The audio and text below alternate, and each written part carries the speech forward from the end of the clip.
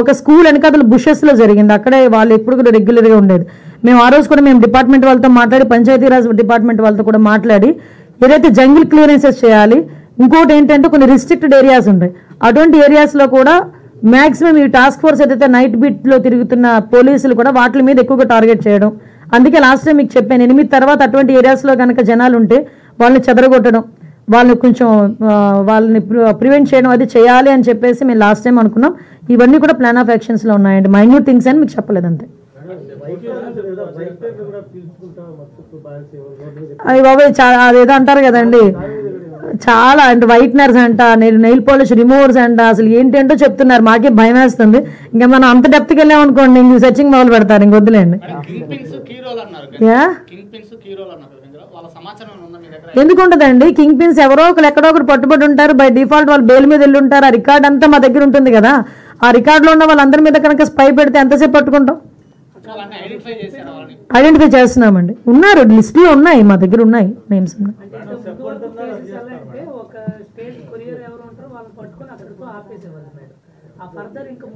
అందుకే అండి వాళ్ళని ఇంట్రాగేట్ చేసి వాళ్ళ పైన ఉన్న వాళ్ళు ఎవరు ఉన్నారో డాట్స్ అన్ని కనెక్ట్ చేసుకుంటే ఆటోమేటిక్గా కింగ్ పిన్ ఎవరు ఉన్నది మాకు వస్తుంది. దీనికి కూడా టెక్నాలజీ ఎలా యూజ్ చేయాలనే దాని మీద కూడా వర్కౌట్ అవుతుంది.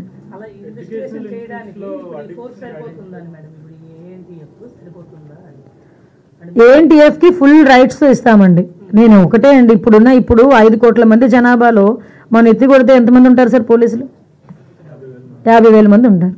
మనం సరిపోతుందా అంటే సో మనం ఆలోచించుకోవాలి కదా. నేనేమంటానంటే దాని గురించనే కొంచెం ఆ పబ్లిక్ అవేర్నెస్ తీసుకురావడానికనే కదా ఈ అన్ని డిపార్ట్మెంట్లు కలిసేది. డెఫినెట్గా ఉంటుంది.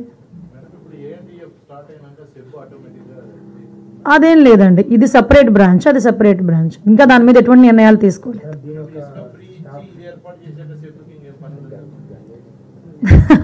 అది ఒకసారి మీరు అన్నది కరెక్టే, కానీ ఒకసారి టెక్నికల్గా ఎలా ఉందండి, మైన్స్ ఉన్నాయి కదా పక్క నుంచి, ఇంకా మైన్స్ ఉంది కదా, లిక్కర్ ఉంది, మైన్ ఉంది, లిక్కర్ పాలసీలు కూడా అవన్నీ చూసుకోవాలి కదా.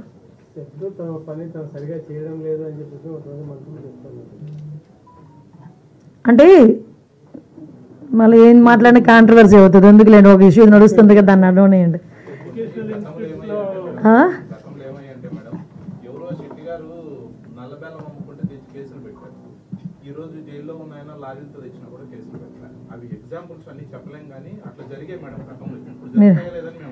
మీరు అంటే విషయం ఏమవుతుందంటేనండి, వాళ్ళు చేసిన ఏదో పాపాలు ఇప్పుడు మేమేదో అడుగుతున్నట్టు అనిపిస్తుంది అనమాట. లేదండి, ఇందాకే నేను ఏదో చూశాను ఒకసారి, అంటే ఏం మాట్లాడి కొంచెం మళ్ళీ ఎందుకులే కాంట్రవర్సీ అని ఆలోచిస్తున్నాం. కానీ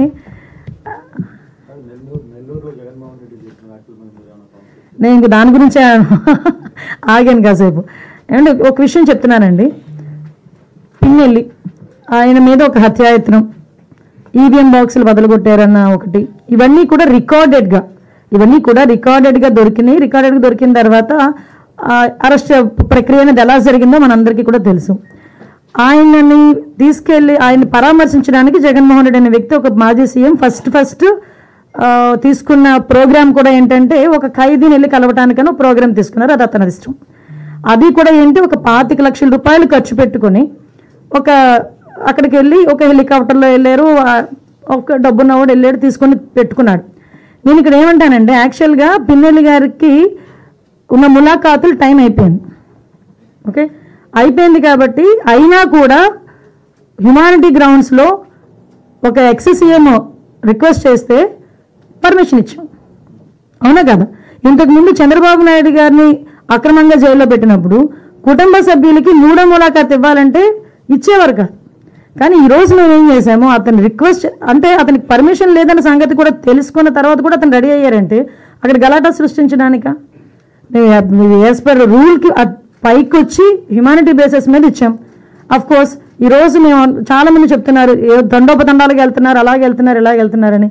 నేను ఒకసారి ప్రిజెన్స్ ఐజీ గారితో కూడా మాట్లాడినా, అసలు ఎంతమంది ములాఖాతులు వెళ్తున్నాయి, యాజ్ పర్ రూల్ ఎలా వెళ్తున్నాయి, మేము అన్నీ కూడా మాట్లాడుకుంటున్నాం. ఆయన బయటకు వచ్చి ఈరోజు బయటకు వచ్చి అక్రమంగా అరెస్టులు చేశారు. అక్రమంగా ఏం సీసీ ఫుటేజ్ చూసిన వాళ్ళు ఎవరైనా అక్రమ కోర్టు ఇచ్చిందండి అతను అరెస్ట్ చేయమని? దేని మీద బెయిల్ వచ్చిందని ఇప్పుడు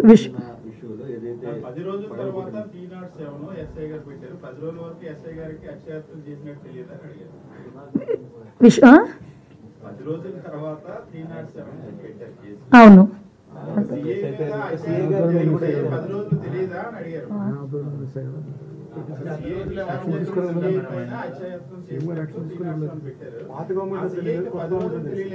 అదేనండి, పాత గవర్నమెంట్ పెట్టనివ్వలేదు, కొత్త గవర్నమెంట్ వచ్చిన తర్వాత పెట్టారు. ఎలక్షన్ కమిషన్ అన్న అసలు భలే మాట్లాడతారండి సతీష్ గారు మీరు.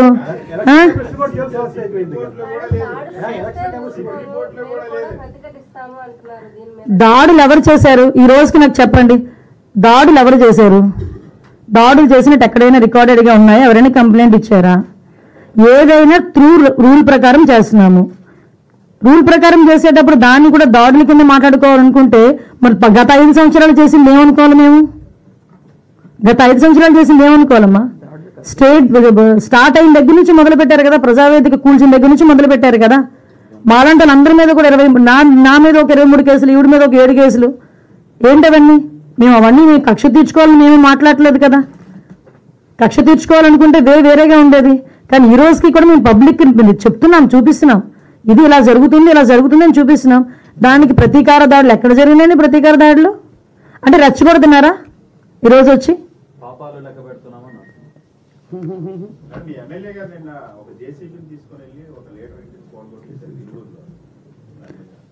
దాని మీద ఆల్రెడీ కేసు కూడా ఫైల్ అయింది కదా. మీరు అది అడుగుతున్నారే కానీ పక్కన చంద్రశేఖర్ రెడ్డి అక్కడికి వెళ్ళి మున్సిపల్ ఉద్యోగుల్ని తోసేసిన సంఘటన అడగరు. అదెవరు కేసు పెట్టారు చూడండి ఒకసారి వెళ్ళి. మేము మాట్లాడితే మన కేసు పెట్టారేమో. ఎక్స్ఎమ్మెల్యే, ఎక్సెల్ welfare, health department, police department, HR department, అన్ని డిపార్ట్మెంట్లు కూర్చున్న తర్వాత అసలు కాజ్ అనేది గిరిజనులు, అమాయకమైన గిరిజనులు ఎందుకు గాంజా సాగు మీదకి వెళ్తున్నారు, అసలు వాళ్ళు ఎందుకు చేస్తున్నారు అంటే ఇలాంటి విషయాలు మనం ఆలోచించుకుంటే ఇంతకుముందు ఆల్టర్నేటివ్ క్రాప్స్ ఉండేవి.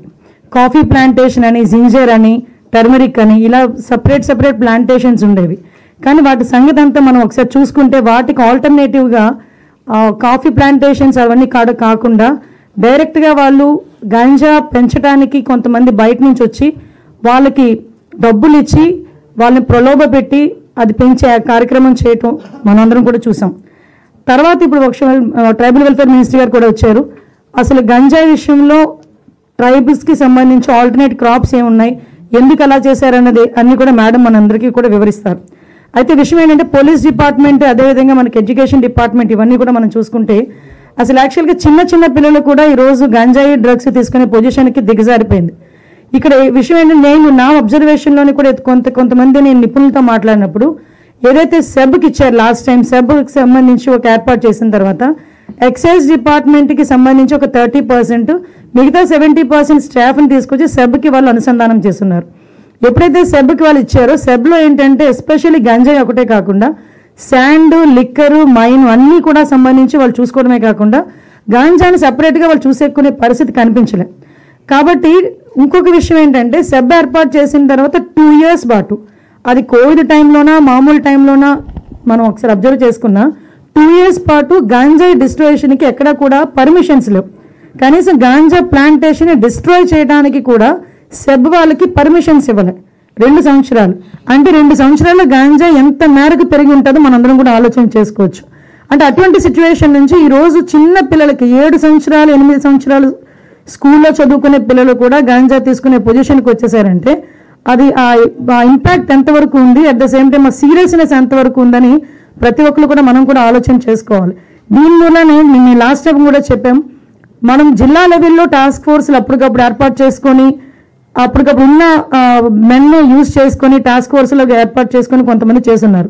కానీ ఇప్పుడు గౌరవ మన డీసీపీ గారు మేమందరం కలిసి కూర్చున్న తర్వాత హోమ్ సెక్రటరీ గారు, అదేవిధంగా సిఐడి చీఫ్, అదేవిధంగా మన అందరికీ కూడా ఇంటెలిజెన్స్ వాళ్ళు అందరం కూర్చున్నాం, సెబ్ వాళ్ళు అందరం కూర్చున్నాం. ఇందాక కూర్చునేటప్పుడు ఈ యాంటీ నార్కోటిక్ టాస్క్ ఫోర్స్ అని చెప్పి ఒకటి ఏర్పాటు చేయడానికి ఈరోజు గవర్నమెంట్ నిర్ణయించుకుంది సబ్ కమిటీ ద్వారా. దీనికి సపరేట్గా ఒక ప్యాటర్న్ అంటే స్టాఫ్ ప్యాటర్న్ కూడా ఇవ్వడానికి సపరేట్గా ఒక ఐజీ లెవెల్, లేకపోతే మనకు ఐజీ లెవెల్ ఆఫీసర్ని ఒకరిని పెట్టడం, అదేవిధంగా కింద స్థాయిలో డిస్ట్రిక్ట్ స్థాయిలో కూడా ఒక ఎస్పీ లెవెల్ ఆఫీసర్ని పెట్టడం, వాళ్ళకి ఎలాంటి వర్క్ ఎండాస్ చేయాలో ఇవంతా ఫ్రేమ్ చేసి మీకు ఒక 10 daysలో ఈ యాంటీ నార్కోటిక్ టాస్క్ ఫోర్స్ అనేది లైవ్లోకి వచ్చేటట్టుగా చేయడానికి ఈరోజు పోలీస్ డిపార్ట్మెంట్, హోమ్ డిపార్ట్మెంట్ కూడా నిర్ణయం తీసుకోవడం జరిగింది. అదేవిధంగా ఇప్పుడు వాళ్ళతోనే ఇప్పుడు అదే కాకుండా వాళ్ళకి సంబంధించిన పూర్తి రైట్స్ ఏ రకంగా చేయాలి, ఒక toll free number last time కూడా చెప్పాం. ఈ రోజు వరకు మీరు అబ్జర్వ్ చేసుకుంటే ప్రతి జిల్లాలోని కూడా ఎస్పీ లెవెల్ ఆఫీసర్స్ దగ్గర, సిపి లెవెల్ ఆఫీసర్స్ దగ్గర ఒక్కొక్క టోల్ ఫ్రీ నెంబర్స్ ఉన్నాయి. కానీ స్టేట్ లెవెల్లో ఒకే టోల్ ఫ్రీ నెంబర్ ఇవ్వడానికి ఈరోజు సిద్ధపడ్డాం.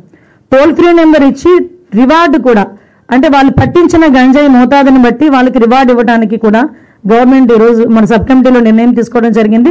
అది కూడా యాజ్ ఎర్లీ యాజ్ పాసిబుల్ 1 వీక్లో, యాజ్ ఎర్లీ యాజ్ పాసిబుల్ వీలైతే 1 వీక్ లోపలే ఆ టోల్ ఫ్రీ నెంబర్ కూడా మేము ప్రజలందరికీ కూడా కన్వీనియంట్గా ఉండే నెంబర్ కూడా ఇస్తాం. అదేవిధంగా అందులోని కూడా, ఎందుకంటే మేము పర్టికులర్గా చెప్తున్నామండి, చాలా మంది కుటుంబంలో ఉన్న తల్లిదండ్రులు వాళ్ళ పిల్లలు గంజాయి తీసుకుంటున్నారు అని చెప్పడానికి భయపడుతున్నారు. ఎందుకంటే సొసైటీలో వాళ్ళని ఏ రకంగా చూస్తారు అని చెప్పి బెంగపడుతున్నారు. అలాగని బయటకు వచ్చి నా పిల్లలు గంజాయి తీసుకుంటున్నారు అని చెప్పలేకపోతున్నారు. అలాగని వాళ్ళని తీసుకెళ్లి ఏ రీహాబిలిటేషన్ సెంటర్లోని కూడా పెట్టే పరిస్థితులు కూడా కనిపించట్లే. ఈరోజు హెల్త్ డిపార్ట్మెంట్ వాళ్ళతో కూడా మాట్లాడాం. ఈ డీ అడిక్షన్ సెంటర్స్ కానీ ఇప్పుడు ఫర్ ఎగ్జాంపుల్ వైజాగ్లోనే చూసుకుంటే ఒక కేజీహెచ్లో డీ అడిక్షన్ సెంటర్ ఉంది. అక్కడ కనుక వాళ్ళు ఓపీలో వచ్చిన తర్వాత అక్కడ నుంచి వాళ్ళు తిరిగి మనకి మెంటల్ హాస్పిటల్ ఏదైతే ఉందో అక్కడికి పంపించుకుంటారు. అలా కాకుండా ఈరోజు నేను మొన్న వైజాగ్ సెంట్రల్ ప్రెజెంట్ కూడా మేము చూస్తున్నాం. అక్కడున్న హాస్పిటల్స్ లోపల కూడా ఈ రీహాబిలిటేషన్ సెంటర్స్ని ఏర్పాటు చేయడానికి కూడా ఒక ప్రపోజల్ అయితే ఈరోజు సబ్ కమిటీలో ఒక చర్చ అయితే జరిగింది. దాన్ని ఎలా ఇంప్లిమెంట్ చేయాలి ఏంటన్నది దాని మీద కూడా దృష్టి పెట్టుకునే పరిస్థితి. ఎడ్యుకేషన్ డిపార్ట్మెంట్ పరంగా మనం చూసుకుంటే గ్రౌండ్ లెవెల్ నుంచే, ఇందాక ట్రైబల్ వెల్ఫేర్కి సంబంధించి ఆ రోజు డిస్కషన్ వచ్చినప్పుడు కూడా ఎస్పెషల్లీ 10th క్లాస్ వరకు మన స్కూలింగ్, రెసిడెన్షియల్ స్కూలింగ్ ఇస్తున్నాం. బట్ ట్రైబల్ దగ్గరికి వచ్చేసరికి +2 వరకు కూడా నిర్బంధంగా మనకు ఆ విద్యను కూడా మనం అందించగలిగితే, అంటే 10th క్లాస్ పాస్ అయిన తర్వాత ఇంటర్మీడియట్కి కాలేజెస్ లేక కొంతమంది వీటిని డైవర్ట్ అవ్వడం, తర్వాత కొంచెం స్కిల్ డెవలప్మెంట్ సెంటర్స్ అనేది ఏర్పాటు చేయడం, ఇలాంటి వాటి అన్నిటి మీద అంటే